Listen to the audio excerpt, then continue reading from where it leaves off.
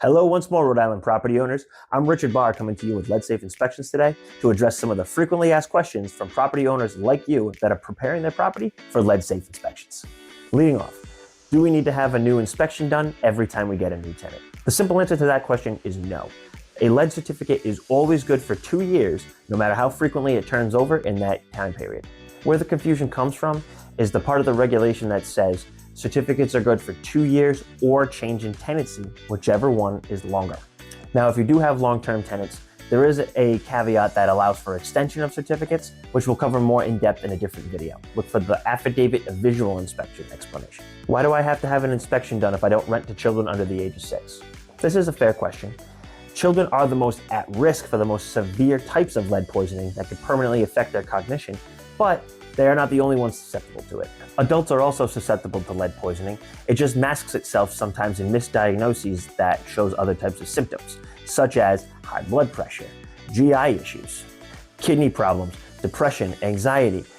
Lead is a neurotoxin that affects the brain, so it goes over your entire nervous system and can have a multitude of different effects. I've had lead inspections done in the past. They didn't find any lead then. Why do you have to keep coming back?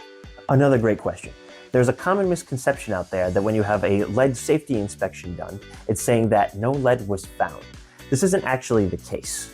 For a majority of inspections, what we're actually saying is that at the time of inspection, with the components that are present here, they are currently in safe condition. Now, the logic of the 2 years is in that time frame, things can get damaged, whether it's from weather-related activities or people moving things in and out, children breaking things. There's a multitude of things that can happen to exposed lead that's there. Now, what if I know something didn't have lead-based paint used in its construction? This is a question we get a lot when it involves things such as a new deck being built on a house, an addition that was built after 1978, or if a house was gutted back to studs. Now, unfortunately, with the most common type of inspection, the lead hazard mitigation inspection, this honestly doesn't matter. And the reason why is to make the inspection as cost-effective as possible. We follow the visual-based standard I explained earlier, that's saying anything could have lead in it and just has to have all of its paint in safe condition. Now, there is a more in-depth inspection where we can get into the nitty-gritty of what is or what isn't lead, called a comprehensive inspection. That just happens to be a bit more expensive of an inspection, but may be the right option for some people. If you believe this is you, we do have another video that will go more in depth as to what that inspection entails and what it can offer you. I have a seasonal home that I rent out on occasion. Is that going to be subject to the regulations? Rhode Island regulations say if you rent out a property for more than 100 days to one single tenant occupancy, then you are required to have a lead inspection done. In the case of something such as short-term rentals or only having people stay for small amounts of time, no, you will not need to have a lead inspection. Important to note is if you do both, such as an example of renting out to students during the school year and then renting it out in the summer as a short-term rental, then you most likely will have to have an inspection done, as those students will be there for longer than 100 days. What if I have old wood windows on my garage or my shed? If you've gotten any other explanation out of us, you know that we have said wooden windows do not pass inspection. This is true in the interior of the house as well as the common areas, because those are what people have access to in their living space.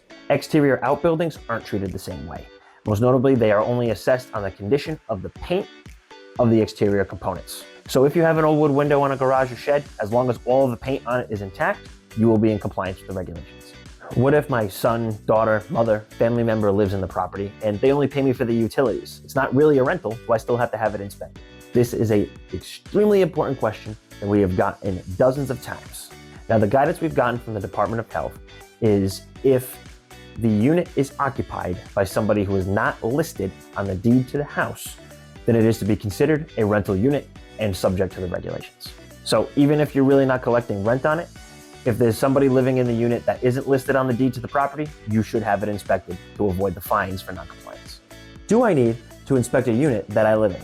Now, here we have something very important. There has been some confusion over the changes to the law that happened in 2024 in regards to the exemption of owner-occupied buildings. Most notably, if a property owner lived in the building, it used to be that all of the units in it, no matter how many they were considered exempt from the lead regulations.